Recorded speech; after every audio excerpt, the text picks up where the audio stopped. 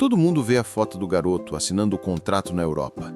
O sorriso, a camisa nova, o sonho realizado. É o que a TV vende, mas ninguém te mostra o que acontece 6 meses depois. Ninguém fala que a cada 100 garotos que atravessam o Atlântico com 17 anos, prometidos a um futuro brilhante na Europa, 98 voltam quebrados. 98 voltam sem dinheiro, sem moral e com um buraco na alma. Essa é a história do Matheus. Ele não foi para a Espanha ou para a Inglaterra. Ele foi para o leste, para o frio, para o esquecimento. E a primeira lição que a Europa ensinou a ele, antes do primeiro treino, foi: você não é um craque, você é mercadoria. Matheus era lateral direito, rápido, forte, o típico moleque que comia grama nos jogos da várzea em Campinas. A família era a de sempre. A mãe faxineira, o pai desempregado.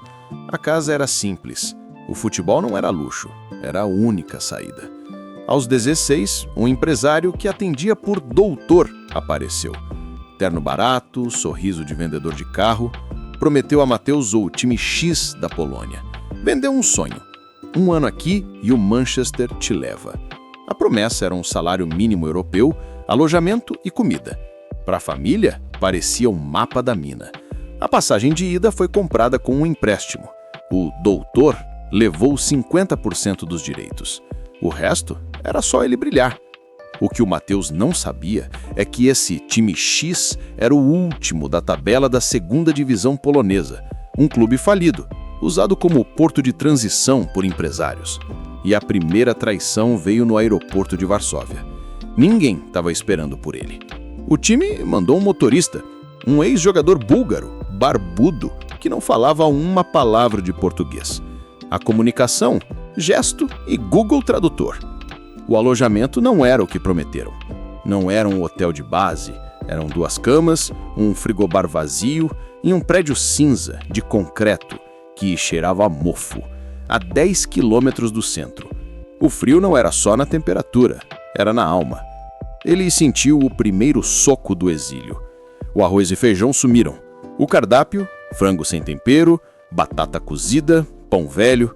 A saudade apertava, mas a vergonha de ligar para a mãe e dizer "eu tô com medo" era maior. Afinal, a família tinha pego um empréstimo. Ele era o estrangeiro no treino, o cara que rouba a vaga dos caras da base local. O passe não vinha, a comunicação era nula e o doutor sumiu.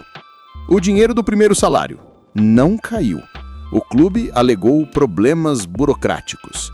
A chuteira que ele levou do Brasil começou a furar e ele percebeu: não havia plano B. O oceano estava entre ele e a mãe.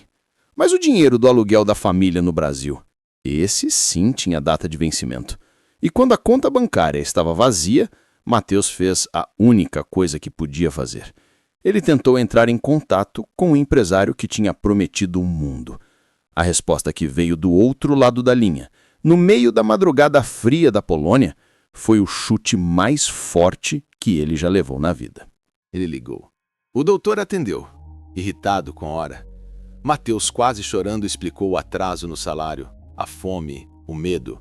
A resposta veio seca, em um tom de quem lida com reclamação de cliente todos os dias. Matheus, você não está jogando. Seu valor de mercado caiu. Seu salário depende da sua performance. Se você não está produzindo, o clube não paga. O problema é seu. Se vira. O sonho, nesse momento, não foi só adiado, foi esmagado. Um Matheus de 17 anos descobriu que o sonho europeu era uma pirâmide. Ele estava na base, pagando o preço, enquanto o doutor e o clube estavam no topo, embolsando a taxa de vitrine. Ele não era um ativo, era um passivo.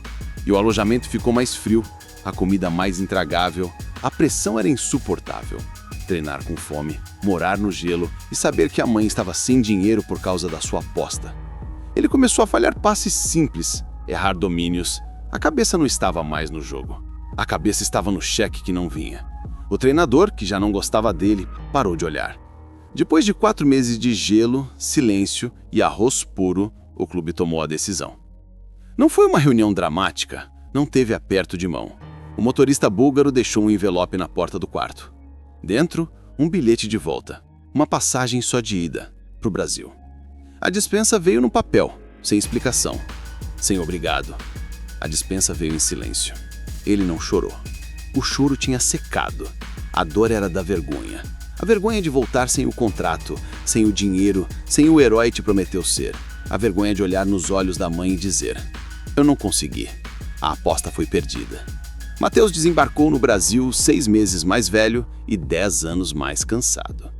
Mas a primeira coisa que ele fez, antes mesmo de abraçar a mãe, foi procurar um campinho de terra. Ele precisava saber: o futebol ainda estava ali? Ele não virou o craque europeu, o dinheiro não veio. Mas o que ele trouxe da Polônia foi a casca, a maturidade, a resiliência de quem viu o pior do sistema e sobreviveu. Ele entendeu que o sonho não era a Europa. O sonho era a liberdade que o futebol prometia. Ele largou o sonho de ser jogador de elite, virou entregador de moto durante o dia para pagar a faculdade de educação física à noite. E nas horas vagas, ele treina, de graça, os garotos da comunidade. Ele os ensina a chutar certo, a correr mais. Mas principalmente, ele os ensina a desconfiar do doutor e a exigir o contrato por escrito. O Matheus não realizou o sonho que a TV vende, mas ele realizou o maior. Ele se tornou o escudo dos outros garotos. Ele virou o que ele precisava ter tido. Essa é a parte da história que o empresário não filma. A história de quem perdeu o jogo, mas venceu a vida. O sonho dele não era a Europa. O sonho dele era ter um sofá para a mãe dele descansar. E ele está trabalhando para isso. Um dia, ele vai ter.